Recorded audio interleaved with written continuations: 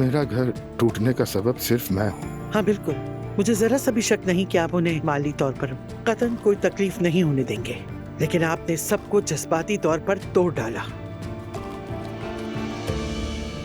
जी, ये मेरा गुनाह है। देखिए अब्दुल्ला साहब, अगर आपको याद हो तो मैंने कुछ अर्सा पहले आपसे एक बात कही थी।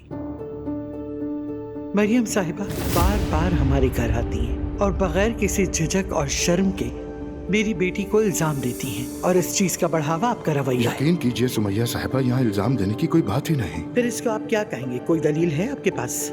माना मेरी बेटी जवान है, हसीन है, लेकिन आपको ये सब जेब नहीं देता, खास तौर पर इस उम्र में। सुमैया साहिबा, बदकिस्मती से हम एक ही खानदान है, हमें वक्तन फवक्तन इकट्ठा होना ही पड़ता है।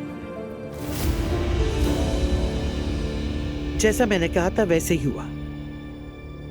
एलिफ को किसी हिफाजत की जरूरत नहीं, वो कोई मुजरिम नहीं है। आपने कहा था कुछ नहीं होगा। जी हाँ, मैंने कहा था।